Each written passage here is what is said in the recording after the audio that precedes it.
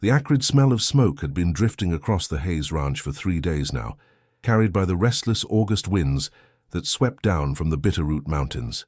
Samuel Hayes stood on the porch of his modest wooden home, squinting through the haze at the orange glow that painted the northern horizon. His weathered hands gripped the porch railing as he watched the distant flames dance against the darkening sky. "Papa, is the fire coming this way?" 8-year-old Lucy tugged at his worn denim pants, her green eyes wide with the kind of fear that only children can express so purely. Her younger sister, 5-year-old Emma, clung to her father's leg, thumb firmly planted in her mouth, a habit she'd returned to since their mother's death 6 months ago. Samuel knelt down, gathering both girls into his arms. The scent of ash mingled with the familiar smell of hay and cattle that had always defined their small corner of Montana territory. "I don't rightly know, little ones," he said, his voice steady despite the worry gnawing at his chest.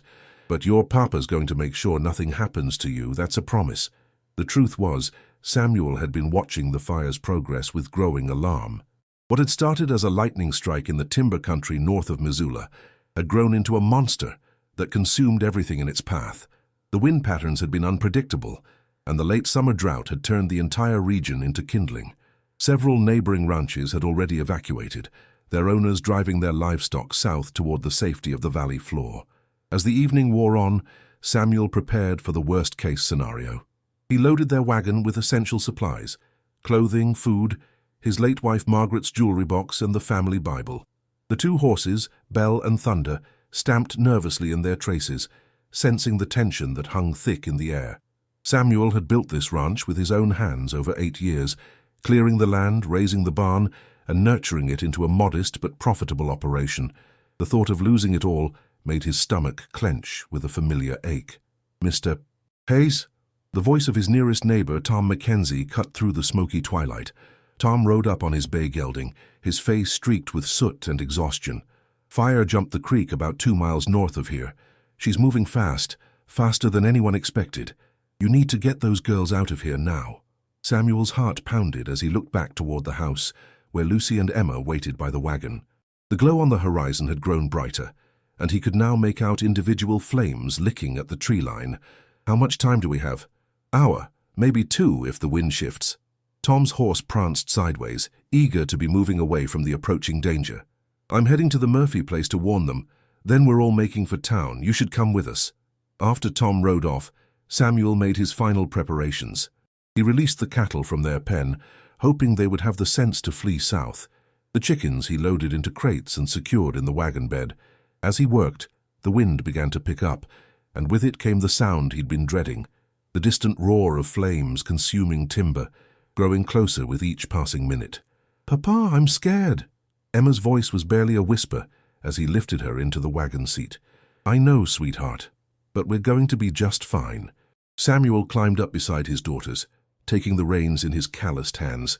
As Belle and Thunder began moving down the dirt road that led away from the ranch, Samuel allowed himself one last look back at the home he'd built with Margaret, where his girls had taken their first steps and spoken their first words. The fire crested the ridge just as they reached the main road. Samuel's breath caught in his throat as he saw the wall of orange and red rolling down toward their property like a living thing. The heat hit them even at this distance, and the horses broke into a nervous trot without any urging. But fate, it seemed, had other plans.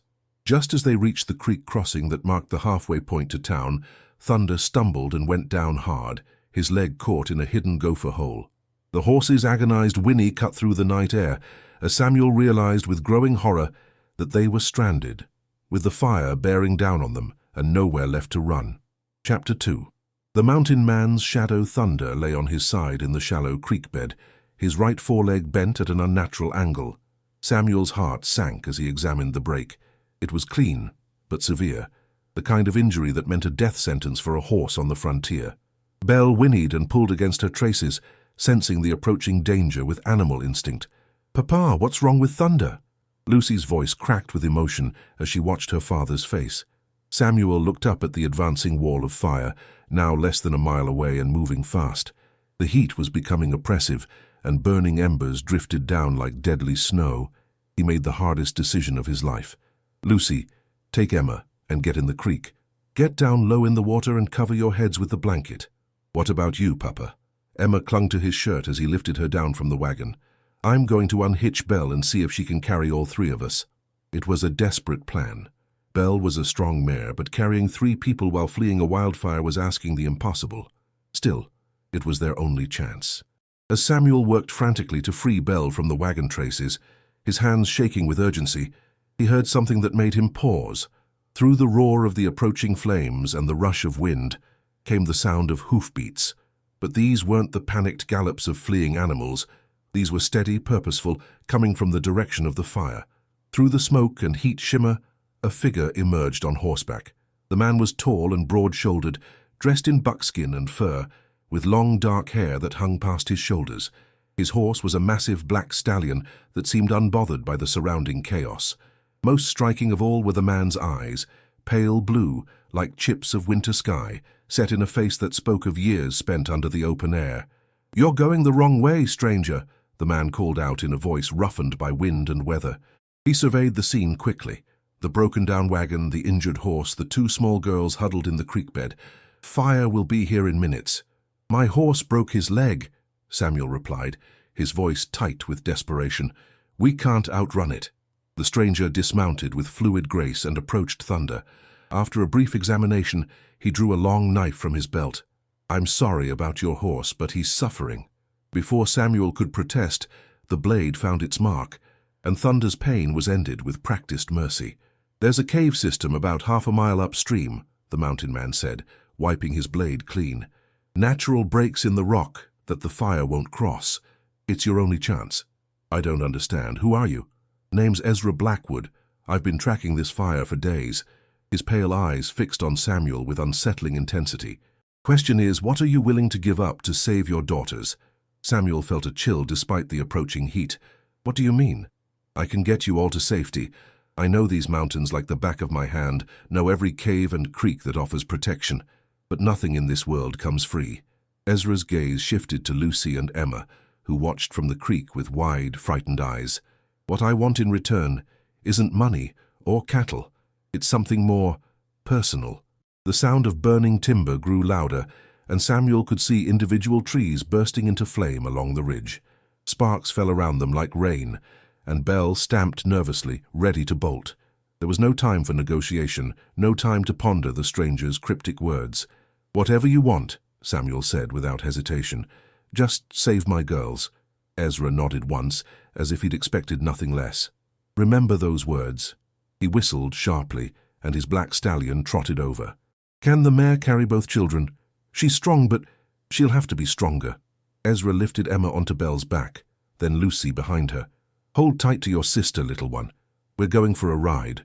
He looked at Samuel. "You ride with me. Leave everything else." As Samuel climbed up behind Ezra on the powerful stallion, he caught a scent that seemed out of place. Pine soap and something else, something clean and almost civilized beneath the wild mountain man exterior. The horse beneath them was magnificent, with the kind of training that spoke of careful, patient work. "Who are you, really?" Samuel asked, as they began moving upstream at a pace that seemed impossible given the terrain.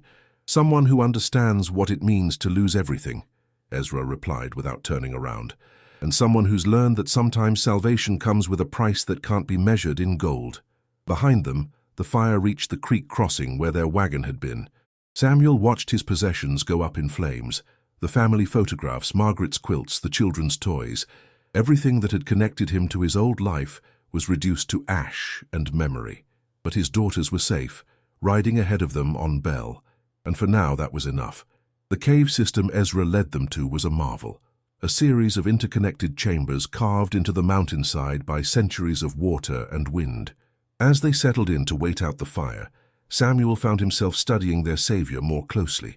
Despite his rough appearance, there was something refined about Ezra's movements, the way he spoke, even the way he tended to the horses. This was no ordinary mountain hermit. "The fire will burn itself out by morning," Ezra said, arranging blankets for the children. "Then we'll see what's left of your world."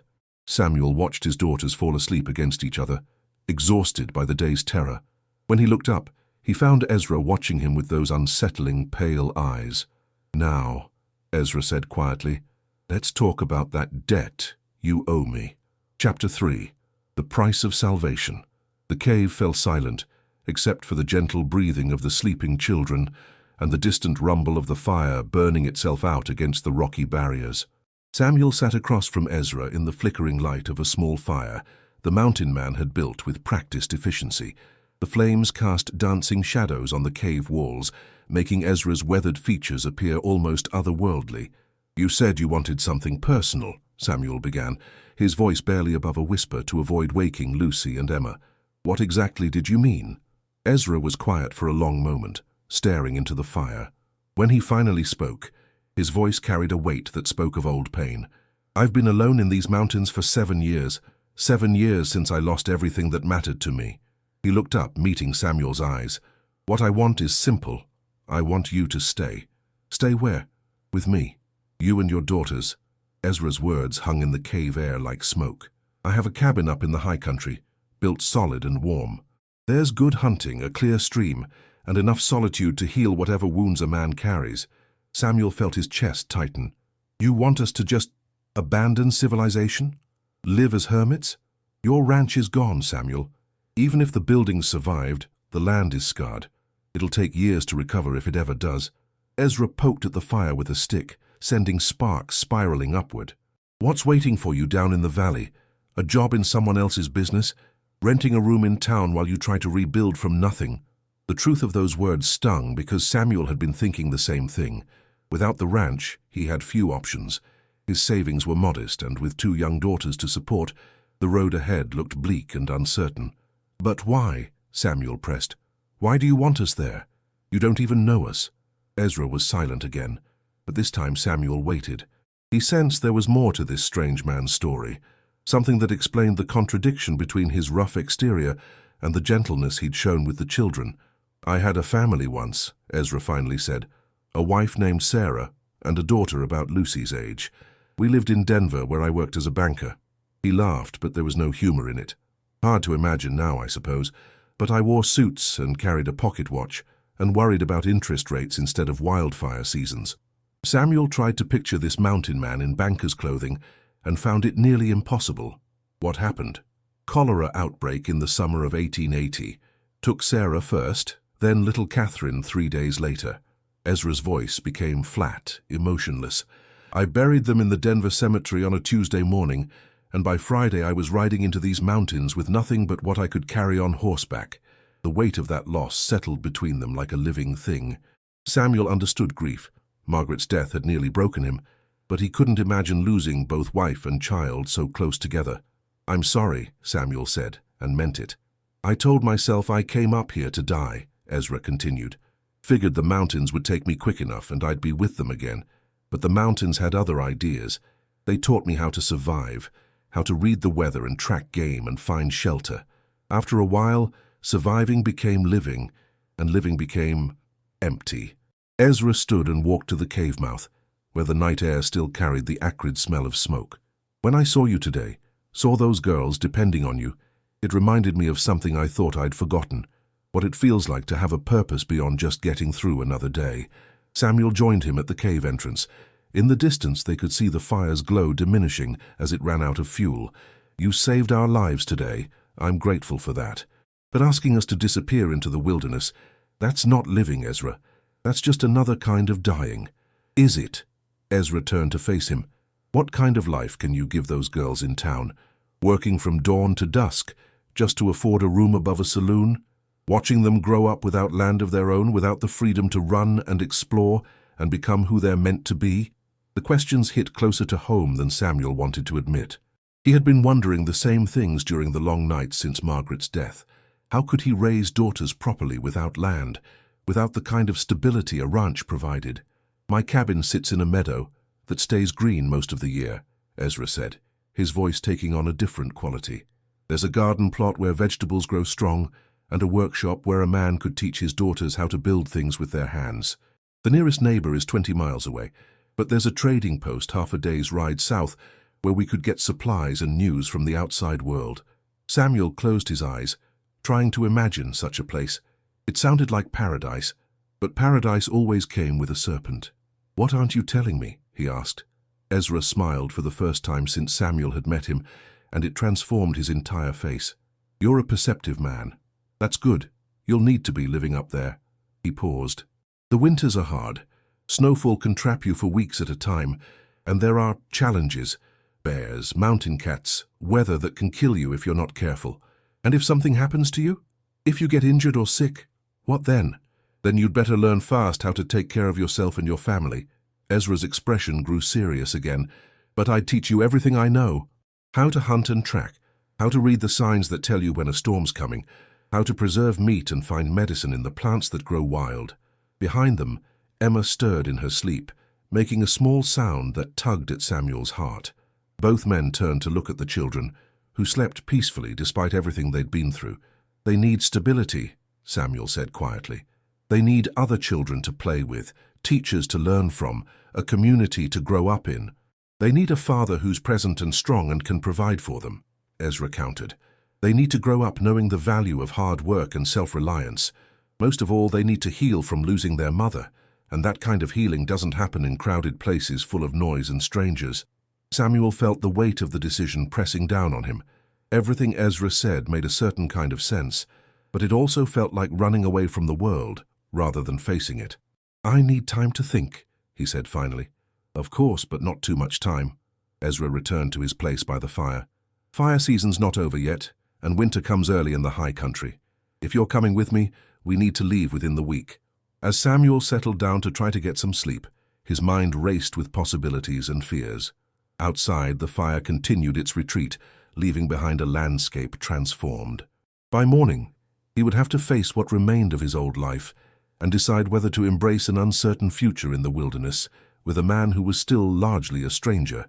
But as he watched Ezra carefully bank the fire and check on the children one more time before settling down to sleep, Samuel began to sense that perhaps this mysterious mountain man understood more about loss and healing than he was letting on. Feosaiti Chapter 4. What the Ashes Revealed. Dawn broke grey and smoky over the mountainside as Samuel emerged from the cave to survey the damage. The air was thick with ash and the acrid smell of burned timber, but the immediate danger had passed. Ezra was already up, checking on the horses and preparing a simple breakfast of jerky and hardtack. The fires moved east, Ezra said, without looking up from his work. We can make it down to your ranch by midday, see what's left. Lucy and Emma woke slowly, clinging to each other as they adjusted to their surroundings. Samuel's heart ached seeing the confusion in their eyes. The way Emma kept looking around as if expecting to see their familiar bedroom, the way Lucy's lower lip trembled as reality set in. Are we going home now, Papa? Emma asked, her small voice echoing in the cave. Samuel knelt beside her, brushing a strand of hair from her soot-streaked face. We're going to see what's left of the ranch, sweetheart, but it might look very different than when we left. The ride down the mountain was a journey through devastation. Where yesterday there had been thick forest, now only blackened skeletons of trees remained. The familiar landmarks Samuel had known for 8 years were gone, replaced by a moonscape of ash and charred earth. The horses picked their way carefully through the debris, their hooves crunching on burned branches and fallen timber. When they finally reached what had once been the Hayes Ranch, Samuel felt his chest tighten with grief. The barn was completely gone, nothing but a pile of smoking timber and twisted metal. The chicken coop had vanished entirely. The vegetable garden Margaret had tended with such care was a patch of grey ash. But miraculously the house still stood. It was damaged. The roof was partially burned. Several windows were cracked from the heat, and the porch where Samuel had spent countless evenings was charred and sagging. But the basic structure remained intact, a stubborn testament to the quality of the logs Samuel had cut and fitted with his own hands. Papa, look! Lucy pointed to a small miracle. Margaret's rose bush, the one she had planted the year Lucy was born, had somehow survived. Its leaves were scorched and most of its blooms were gone, but the main stem remained green and alive. Samuel dismounted and walked slowly around the property, taking inventory. The well was intact, which meant water. The root cellar, built into the hillside behind the house, appeared undamaged. Some of the farm equipment in the yard was salvageable. It wasn't everything, but it was more than he had dared to hope for. You could rebuild, Ezra said quietly, studying Samuel's face. It would take time and money, but it's possible. Samuel nodded, but his mind was calculating the harsh mathematics of frontier survival. Without the barn, he had no way to shelter livestock through the winter. Without the stored hay and grain, he had no way to feed them anyway. The cattle he'd released were scattered to the winds. Some might return, but most were probably miles away by now, claimed by whoever found them first. "It would take everything I have saved just to replace the barn," Samuel said, "and that's assuming I could get lumber up here before winter sets in." Emma had wandered over to where the chicken coop used to be and was sitting in the ash, her small shoulders shaking with silent tears. Lucy joined her, and soon both girls were crying for all the losses they couldn't yet fully understand: their mother, their home, their sense of security. Samuel went to comfort them, gathering both daughters in his arms. As he held them, he became acutely aware of Ezra watching them with an expression of profound longing. The mountain man quickly looked away, but not before Samuel caught a glimpse of the pain that lived behind those pale blue eyes. "Mr. Blackwood," Lucy said suddenly, wiping her nose on her sleeve, "do you have little girls too?" The question hung in the smoky air like a challenge. Ezra crouched down to Lucy's eye level, his weathered features softening. "I did once. Her name was Catherine, and she was just about your age." "Where is she now?" Emma asked with the innocent directness of a 5-year-old.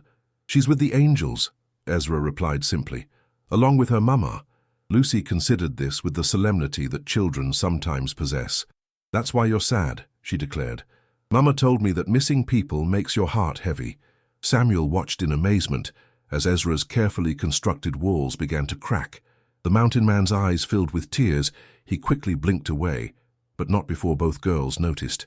"It's okay to be sad," Emma said, moving closer to Ezra.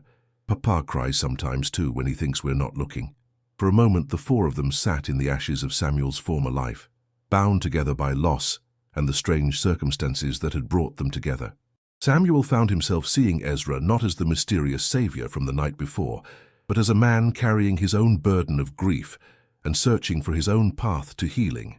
"There's something I need to show you," Ezra said finally, standing and brushing ash from his buckskin pants. "Something that might help you make your decision." He led them to his horse and removed a carefully wrapped bundle from his saddlebags. Inside was a photograph in a silver frame, a formal portrait of a woman and young girl, both dressed in their finest clothes. The woman had kind eyes and a gentle smile, while the girl looked remarkably similar to Lucy in both age and spirited expression.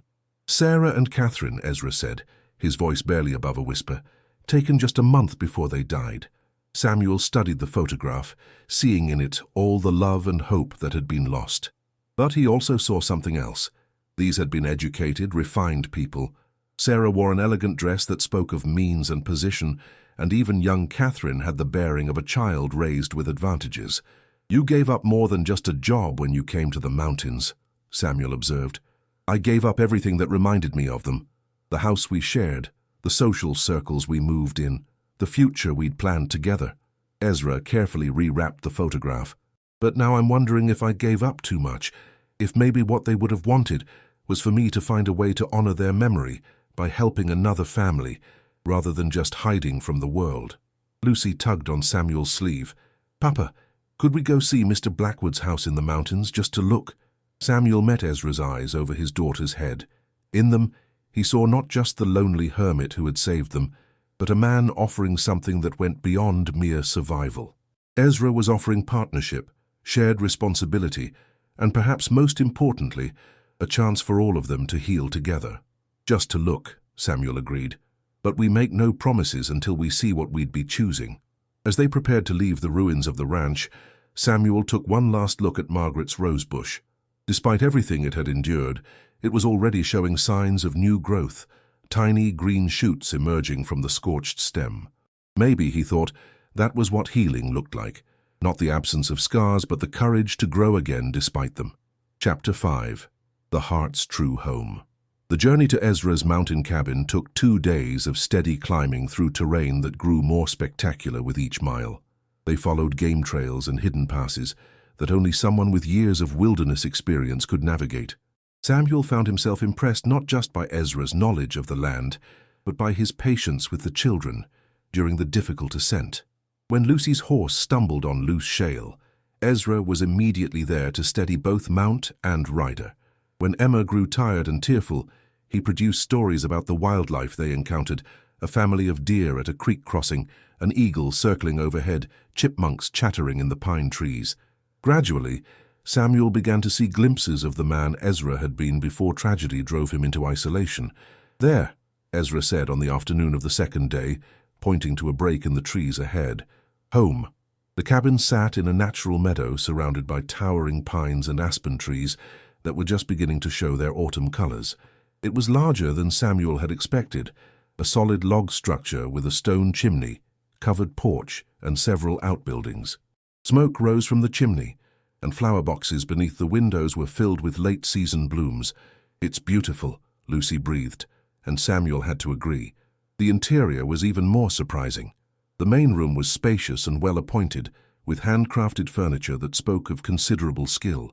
Bookshelves lined one wall, filled with volumes on everything from medicine to poetry.